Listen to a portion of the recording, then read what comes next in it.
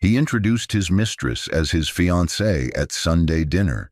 His family raised glasses, toasting his upgrade. His wife stood in the kitchen doorway, silent, holding her phone. On screen, a Forbes article, "Mystery Woman Becomes CEO of $85 billion Property Empire." The pendant around her neck, proof she'd always been that woman. The thing about invisibility is that it doesn't happen all at once. It's gradual, like watching the sun set. You don't notice the exact moment the light disappears. You just wake up one day and realize you've been living in darkness. That's what happened to Geneva Caldwell. She didn't become invisible overnight. She faded slowly, quietly, until the people who were supposed to love her couldn't see her anymore. And on this particular Sunday evening, standing in the kitchen doorway of the home she owned, watching her husband toast to another woman, Geneva realized something powerful. Sometimes the most dangerous thing you can be is underestimated. Let me take you back to that moment. The dining room was warm, filled with the smell of pot roast and cornbread. Geneva had spent 4 hours cooking, the way she did every Sunday. The table was set with the good china, the kind you only bring out for family. Terrence sat at the head of that table like a king, his arm wrapped around Candace's waist. Candace was everything Geneva wasn't: loud, confident, draped in tight red that demanded attention. She wore gold jewelry that caught the light with every movement, and around her neck a gold pendant that looked just like the one Terrence had given Geneva on their wedding day. Except Geneva never wore that one. She wore the silver one, the old one, the one that meant something deeper than money could buy. Terrence's mother, Diane, sat to his right, her face glowing with approval. Diane had never liked Geneva, not from the beginning. She thought Geneva was too quiet, too plain, too ordinary for her successful son. Next to Diane was Terrence's sister Rochelle, already on her second glass of wine, giggling at everything Candace said. And then there was Kwame, Terrence's best friend since childhood, the brother he never had. Kwame sat across from Candace, nodding along, enabling every moment of this betrayal. These were the people Geneva had cooked for, cleaned for, smiled for 7 long years. These were the people she called family. Terrence stood up, pulling Candace with him. The room went quiet. He cleared his throat like he was about to make some grand announcement, and in a way, he was. "Everyone," he said, his voice rich with satisfaction, "I have some news. Candace and I are engaged." The words hung in the air for half a second before Diane screamed, literally screamed. She jumped up from her chair, knocking over her wine glass, rushing to hug Candace like she'd just won the lottery. Rochelle followed, squealing, pulling Candace into an embrace that pushed Terrence out of the way. Kwame raised his glass, grinning wide. "Finally, man," he said. "Finally you're getting what you deserve." Diane pulled back from Candace, tears in her eyes, and turned to the room. "To Terrence and Candace," she said, lifting her glass high. "An upgrade, a real woman, someone who knows how to carry herself with class." The word upgrade hit different. It wasn't just a compliment for Candace. It was a knife in Geneva's back. Rochelle laughed, clinking her glass against Diane's. "About time he got rid of the dead weight," she said, not even bothering to lower her voice. Kwame joined in the toast. "To new beginnings," he added, "and to leaving the past where it belongs." They all drank, they all celebrated, and Geneva stood there, frozen in the kitchen doorway, holding a pitcher of water in her hands. She wasn't supposed to be there, not in that doorway, not in that moment. She was supposed to be in the kitchen, out of sight, the way she'd been for years. But something made her step forward. Maybe it was the way they laughed. Maybe it was the way Diane said upgrade, like Geneva was a broken appliance. Maybe it was the pendant around Candace's neck, the cheap replica of something that meant nothing to them but everything to her. Or maybe it was the phone in her apron pocket, buzzing with an alert she'd been waiting 3 months to see. The Forbes article, the one that would change everything.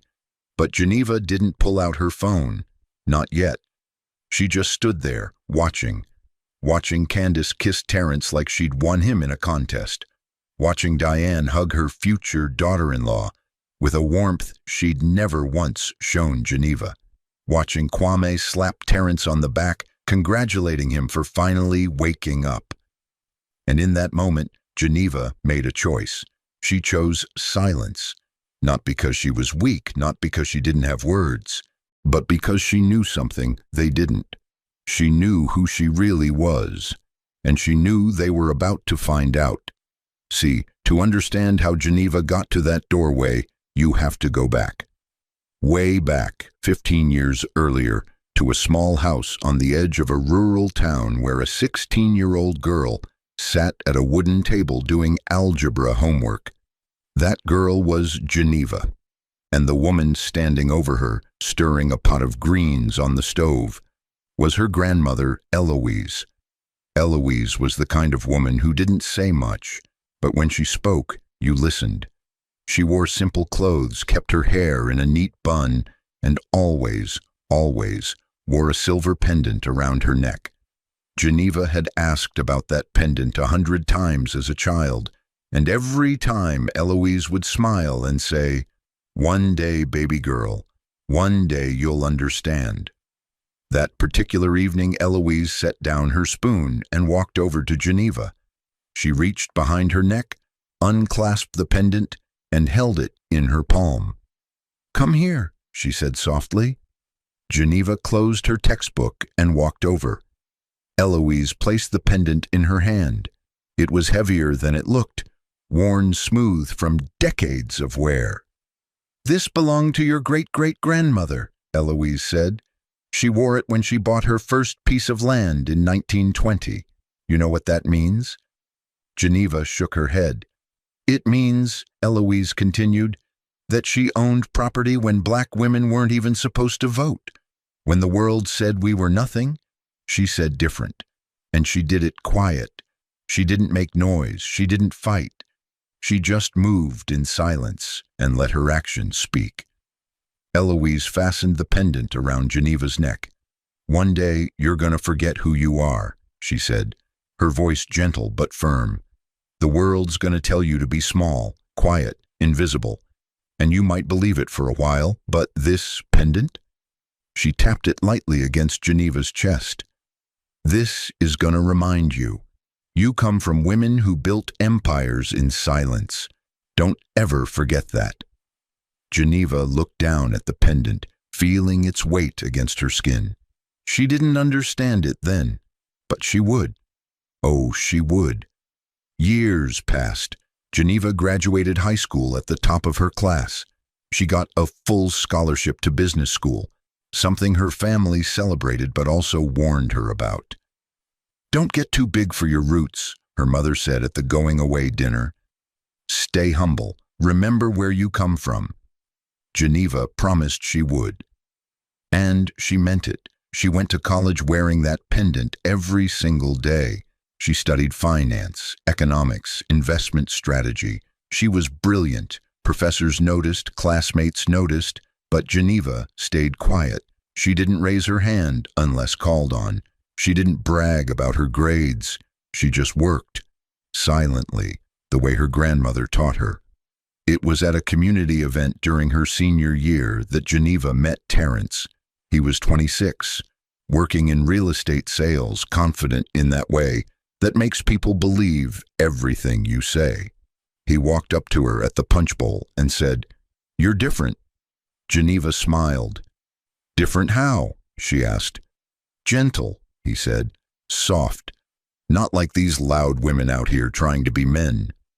Geneva should have heard the warning in those words. But she was young. She was lonely. And Terrence made her feel seen. So when he asked her out, she said yes. When he proposed a year later, she said yes again. And when she walked down the aisle wearing her grandmother's pendant under her wedding dress, she believed she was making the right choice. The early years weren't bad. Terrence worked hard, brought home decent money. Geneva got her MBA, but downplayed it when Terrence made jokes about her being too smart for her own good. She got a job as a junior analyst at Grandview Property Holdings, a massive real estate investment firm. It was entry-level work, but Geneva was good at it, really good. Within 2 years, she was promoted to senior analyst. She came home excited to tell Terrence, but he barely looked up from the TV.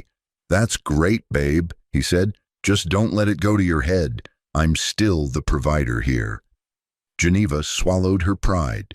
She stopped talking about work. She stopped celebrating her wins. She just kept climbing, quietly, the way her grandmother taught her. Director, vice president, senior vice president.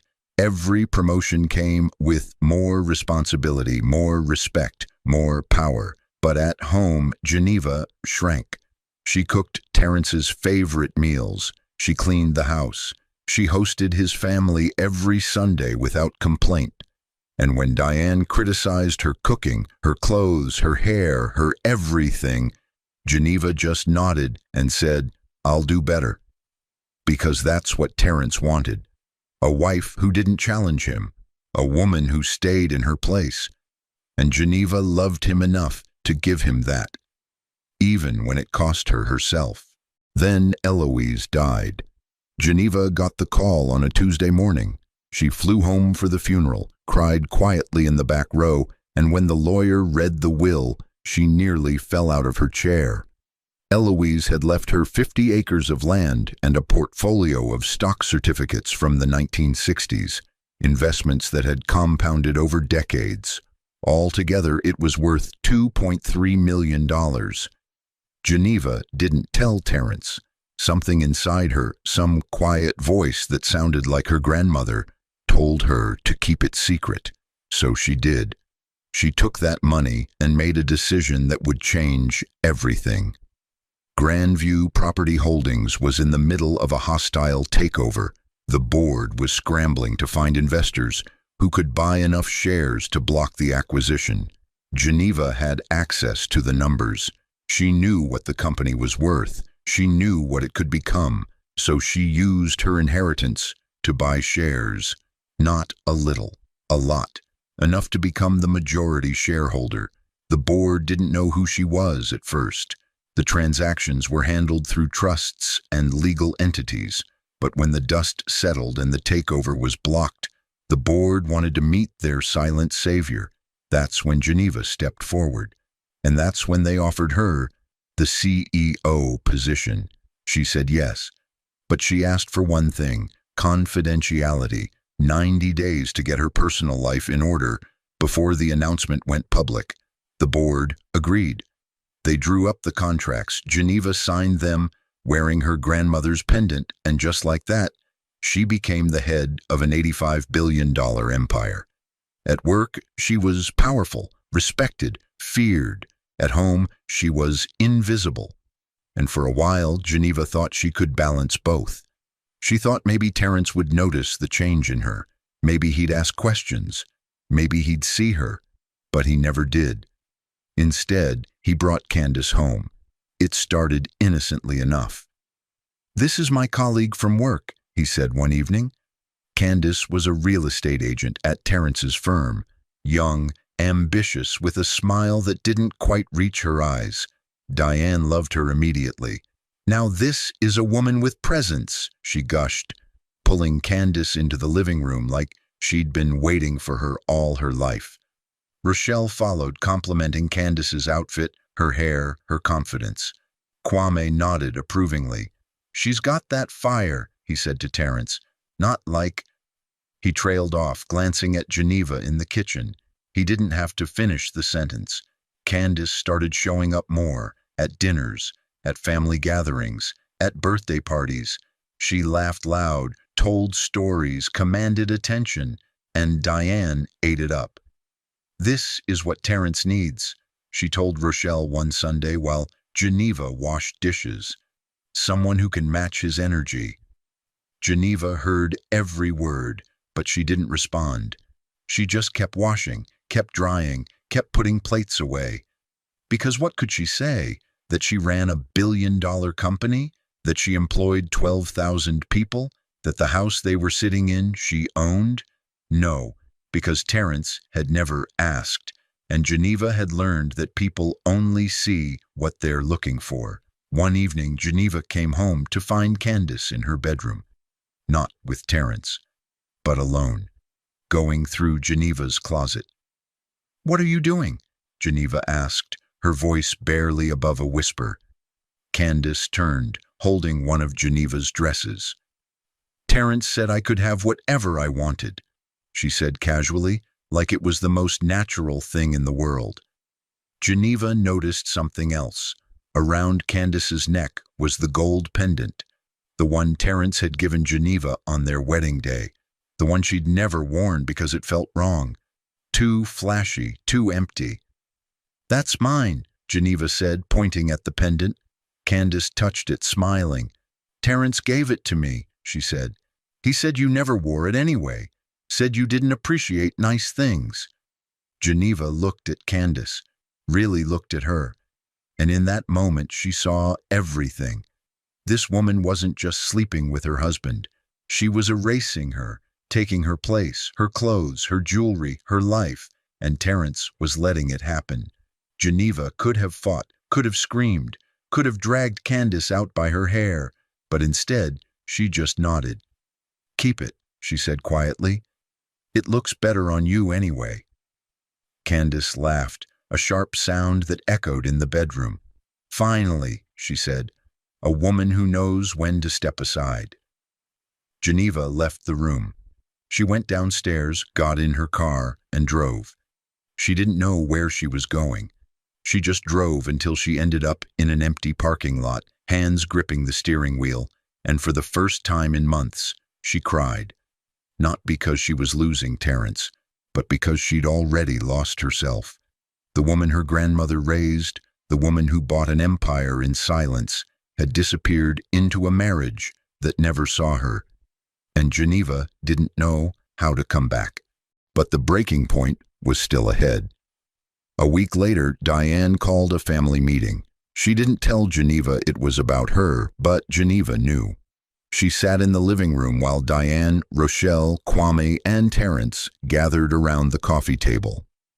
"We need to talk about your situation," Diane said, looking directly at Terence. Geneva sat in the corner, invisible as always. "Geneva is holding you back," Diane continued.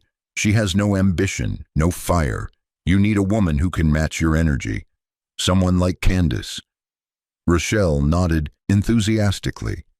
"She's always been too quiet, too boring. Honestly, Terence, I don't know how you've stayed this long." Kwame leaned forward. "Brother, you deserve better.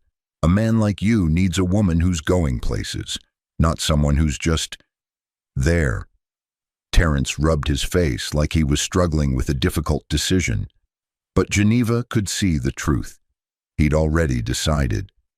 "I've been thinking the same thing," he admitted. "Geneva's a good woman, but she's not exciting. Candace makes me feel alive." Diane clapped her hands together. "Then it's settled. File for divorce. We'll support you." Geneva heard every word. She sat there, in the corner of her own living room, and listened to her husband's family plan her exit. And when the meeting was over, when everyone filed out like they'd just made a business decision, Geneva stood up and walked to her car. She sat in the darkness and realized something powerful. They didn't just not see her, they didn't want to.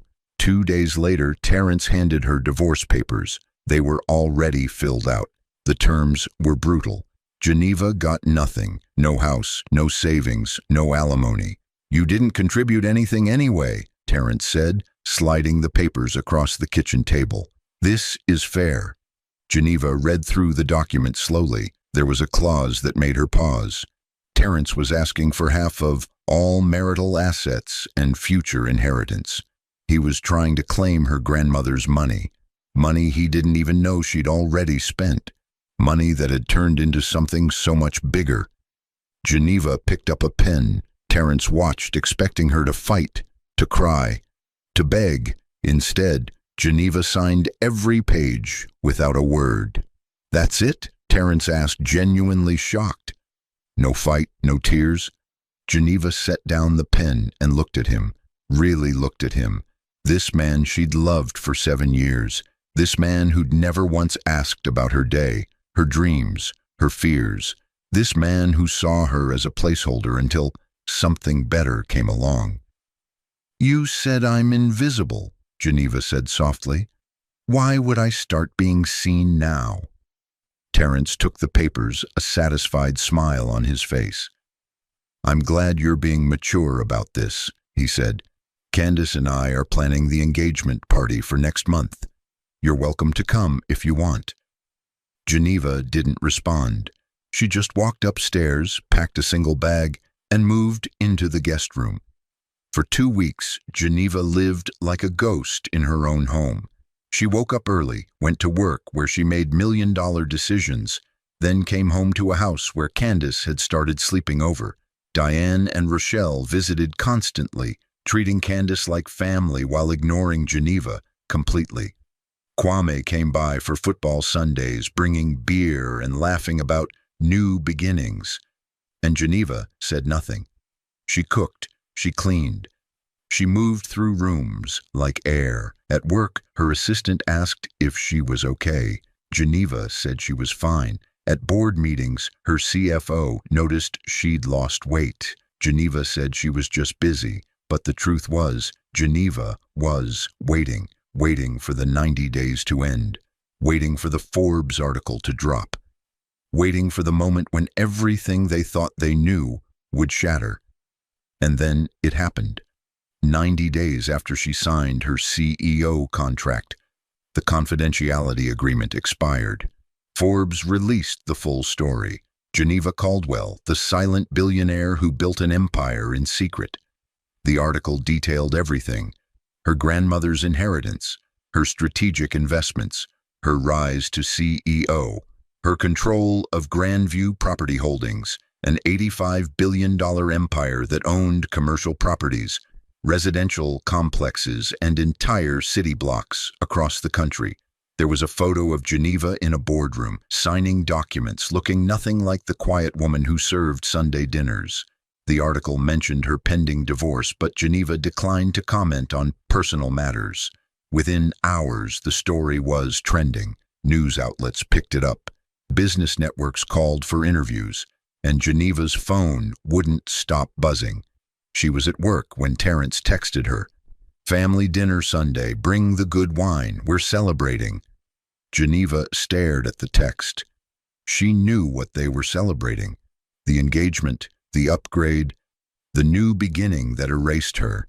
And for a moment, just a moment, Geneva thought about not going, thought about letting them celebrate in peace. But then she touched the pendant around her neck, the one her grandmother gave her, and she remembered. "Let your actions speak." So Geneva texted back, "I'll be there." Sunday came. Geneva arrived on time, carrying 2 bottles of expensive wine. She wore jeans and a simple sweater, her hair pulled back in a bun. The pendant hung around her neck, visible but unremarkable. She walked into the house she owned, carrying wine she'd bought to celebrate the man who was replacing her. Candace opened the door, dripping in designer clothes Geneva had never seen before. "Oh," Candace said, surprised, "you actually came." Geneva handed her the wine. "Wouldn't miss it," she said quietly. Inside, the dining room was decorated. Balloons, flowers, a cake that said, "Congratulations, Terence and Candace." Diane was in the kitchen, laughing with Rochelle. Kwame sat on the couch, scrolling through his phone.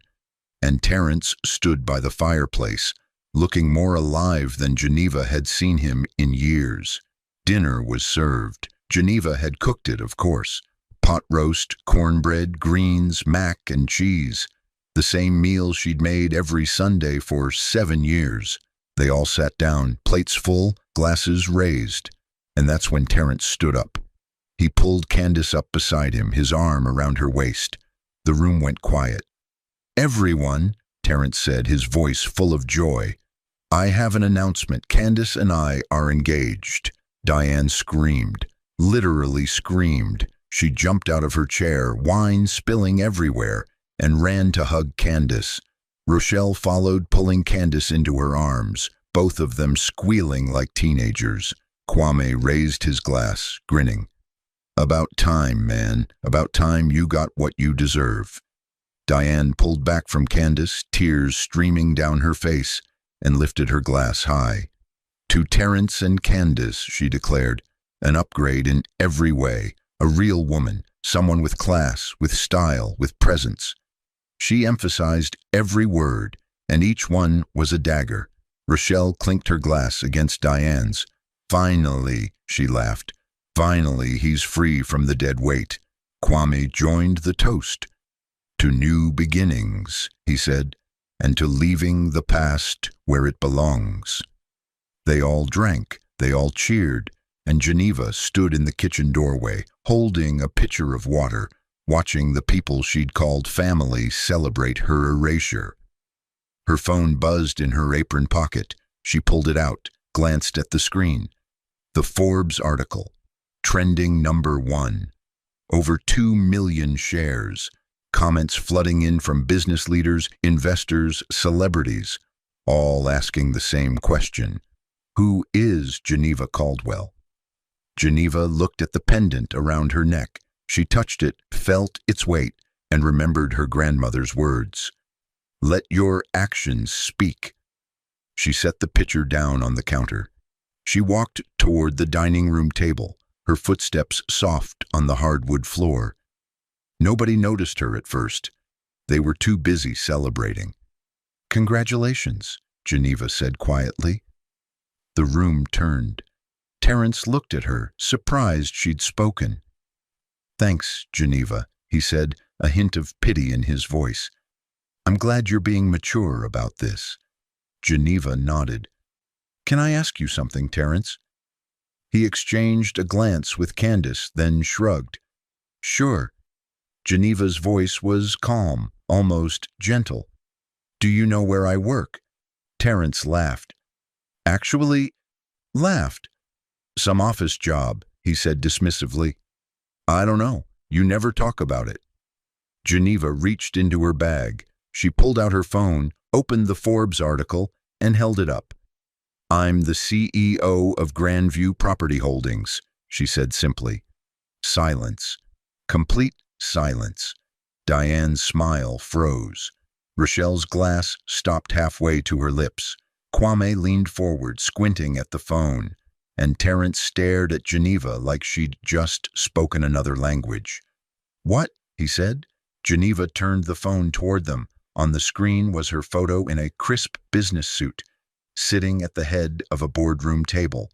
The headline read, "Clear as Day.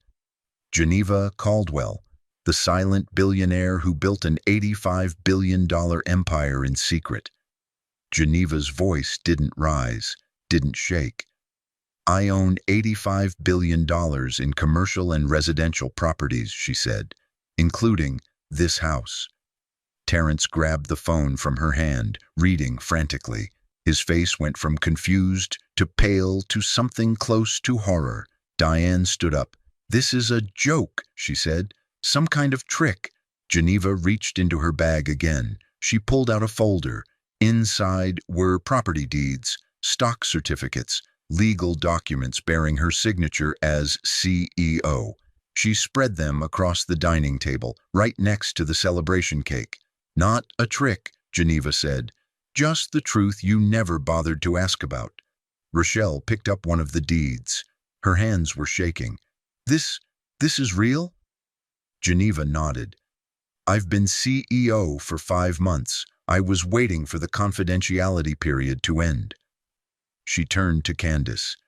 "And Candace, you're fired, effective immediately." Candace's face went white. "You can't," Geneva cut her off. "I can. I own 87% of Grandview Property Holdings. I am the company. Your employment contract has a morality clause." Sleeping with a married superior violates that clause. You're done." Candace looked at Terence, desperate, but Terence wasn't looking at her. He was staring at the documents on the table, his mouth opening and closing like a fish out of water. "Geneva," he finally said, his voice cracking. "Baby, wait. We need to talk about this." Geneva looked at him. "We did talk," she said. "You asked for a divorce. I signed the papers." Terence stood up, knocking his chair backward. "I didn't know you were—" He stopped, struggling for words.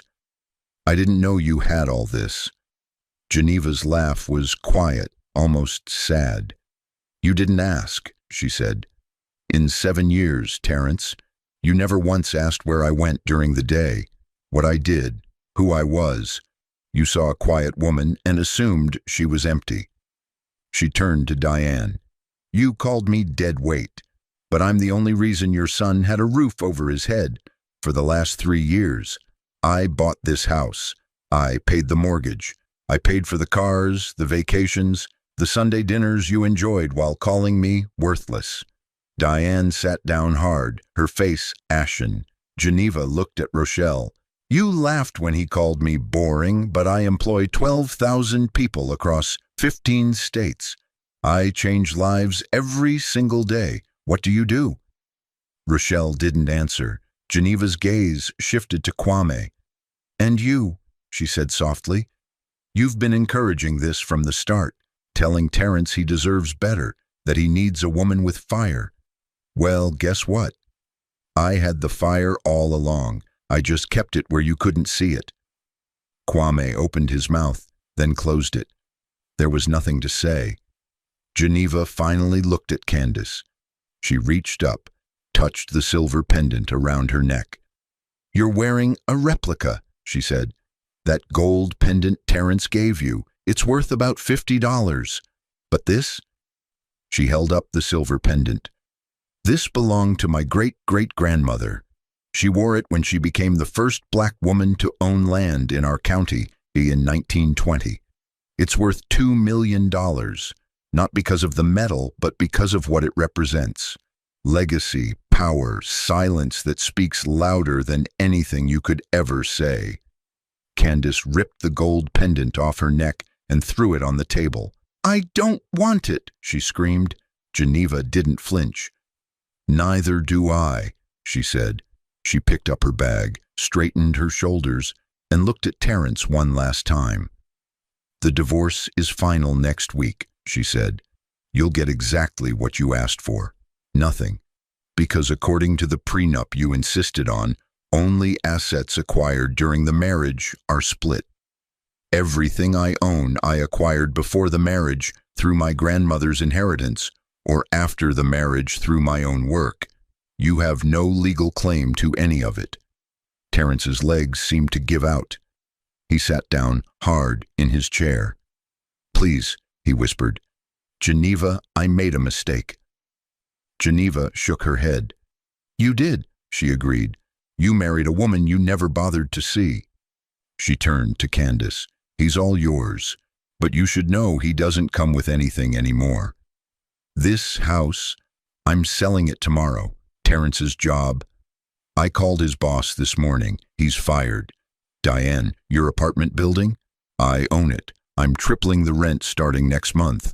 Rochelle, that HR position you have at Hamilton Properties? I just acquired that company last week. Consider this your 2-week notice." The room was silent except for Diane's sharp intake of breath. "You can't do this," she said, her voice breaking. Geneva looked at her. "I already did." Geneva walked toward the door. She could feel their eyes on her back. She could hear Candace starting to cry. She could hear Terence calling her name. But she didn't stop. She reached the front door, put her hand on the handle, and paused. She turned back one last time. "You toasted my replacement," she said quietly. "You celebrated an upgrade.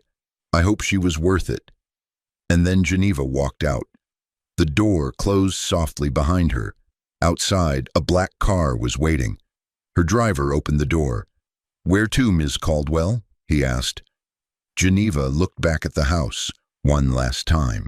Through the window she could see them all sitting in stunned silence. "The office," she said. "I have work to do." The car pulled away, and Geneva never looked back again. The next few months were brutal for the people Geneva left behind. Terence tried to salvage his job, showing up at the office the next morning like nothing had happened. His boss called him into the conference room and handed him a termination letter. "Orders from the top," the boss said simply. Terence tried to argue, but the decision was final. He tried to keep the house, but an eviction notice arrived within days. "Property sold, new ownership, vacate in 30 days. He checked their joint savings account and found it frozen. A note from the bank explained, "Pending divorce settlement, CEO privilege activated." Everything he thought he owned disappeared like smoke. Candace stopped answering his calls after the second day. He saw her Instagram a week later, photos with a new man, captions about finding the one and real love. She'd moved on before Terence had even packed his first box. Diane received her own eviction notice. The building she'd lived in for 15 years had been sold. New management. Rent increased from $1,200 to $3,600. She called Geneva, begging, crying, promising she'd never meant any of it. Geneva didn't answer. A text came instead. "You called me deadweight. I'm just cutting the weight." Rochelle lost her job the same week. The HR director sat her down and explained that the company had been acquired and her position was being eliminated. When Rochelle asked if there was anything she could do, the director handed her Geneva's business card. "You could try apologizing," the director said, but Rochelle's calls went to voicemail. Kwame lost clients, lots of them. Turns out when you're a financial advisor and the wealthiest woman in the city cuts ties with you publicly, other people notice. Investors pulled out. Partnerships dissolved. Within 2 months, Kwame's firm was struggling to stay afloat. He tried reaching out to Geneva through mutual contacts, but the message that came back was clear. Some bridges once burned, stay burned. Terence hit rock bottom fast. He moved into a cheap apartment on the wrong side of town. He couldn't find work. Every company he applied to seemed to know who he was, and more importantly, who his ex-wife was. He spent his days scrolling through news articles about Geneva, Forbes, Business Insider, the Wall Street Journal. Everyone wanted to know about the mysterious CEO who'd built an empire in secret, and every article mentioned her pending divorce from a man who failed to see her potential. Terence became a footnote in Geneva's success story, a cautionary tale. The husband who lost everything because he never asked his wife who she really was. One morning, 3 months after the Sunday dinner that changed everything, Terence waited outside Geneva's office building. He knew her schedule. She arrived every morning at 7:30 a.m. sharp. He stood by her parking space, hands in his pockets, looking like a man who hadn't slept in weeks. Geneva's black car pulled up. She stepped out, wearing a tailored suit, her hair styled professionally, the silver pendant visible at her throat. She saw Terence immediately. For a moment, their eyes met. Then she walked toward the building entrance. "Geneva," Terence called out, jogging to catch up with her. "Please, just 5 minutes." Geneva stopped. She didn't turn around, but she stopped. "I have nothing," Terence said, his voice breaking. "No job, no home, no family. I lost everything." Geneva turned slowly. Her face was calm, not angry, not sad, just calm. "You have exactly what you gave me," she said quietly.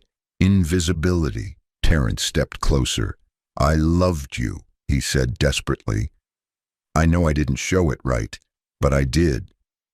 Geneva shook her head. "You loved a version of me that didn't exist," she said.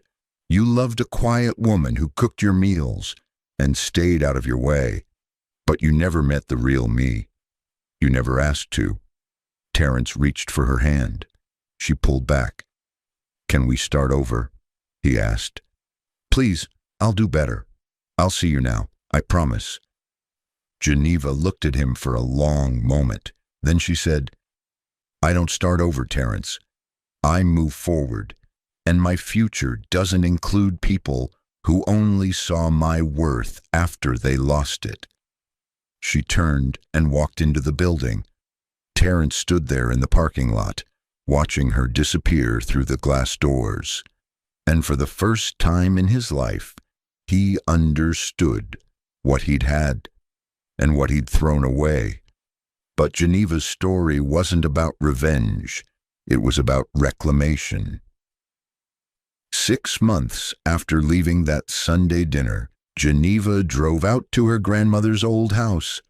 She'd bought the property and spent months restoring it. The wooden table where she'd done homework as a teenager was still there, refinished and polished. The kitchen where Eloise had taught her about legacy and patience looked exactly as Geneva remembered.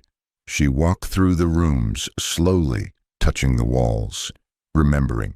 She sat down at that old table, opened a drawer and pulled out an envelope. It was the letter her grandmother had left her, the full letter. The one Geneva hadn't been able to finish reading the first time because the tears wouldn't stop. She opened it now, her hands steady. "Baby girl," it read. "By the time you read this, you'll have forgotten who you are. The world will have told you to be small, quiet, invisible. Men will have asked you to shrink so they can feel bigger. Families will have asked you to dim your light so theirs can shine brighter. And you might believe them for a while. You might think that love means making yourself less. But I need you to know something. You come from women who bought land when they couldn't vote, who built empires when they couldn't own, who changed the world without ever raising their voices. The pendant will remind you. You were never small. You were just waiting. Waiting for the moment when silence turns into power. And when that moment comes, baby girl, don't apologize. Don't explain. Just let them see who you've been all along. Love, Grandma," Geneva cried. But this time, they weren't tears of sadness. They were tears of release, of recognition, of coming home to herself. She folded the letter carefully, placed it back in the envelope, and touched the pendant around her neck. "I remembered, Grandma," she whispered to the empty room. "I remembered who I was." The months that followed were filled with purpose. Geneva opened the Eloise Caldwell Foundation for Women's Economic Empowerment.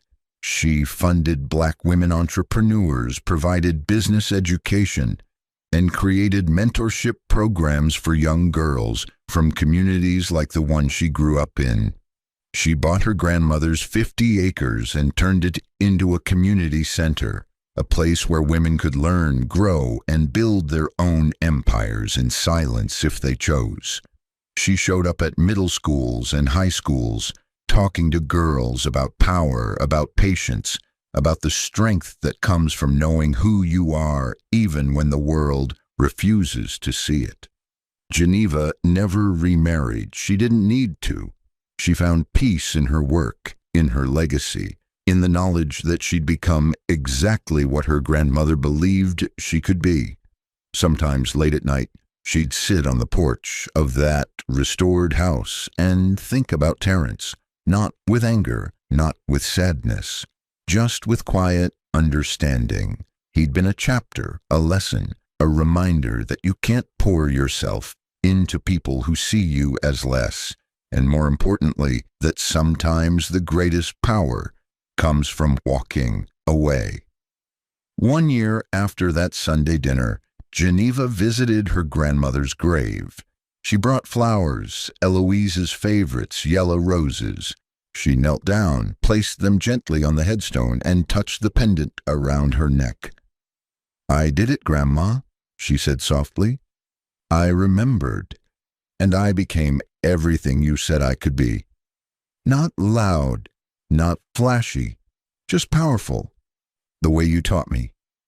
She stood there for a while, listening to the wind move through the trees, feeling the weight of the pendant against her chest. And then she smiled. A real smile. The kind that comes from deep inside when you finally know who you are and you're not afraid to be her.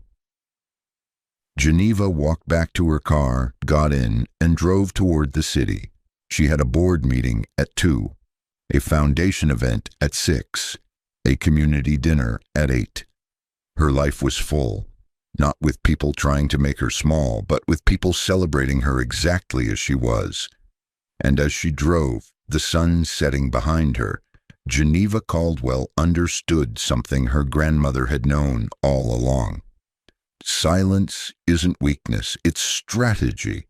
See, they thought Geneva was nothing because she was quiet. They thought she was weak because she didn't fight back.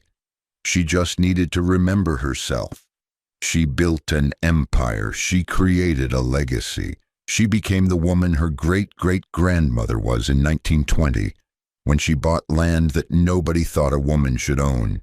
She became the woman her grandmother knew she'd always been. Silent, powerful, unstoppable. I'll see you in the next one.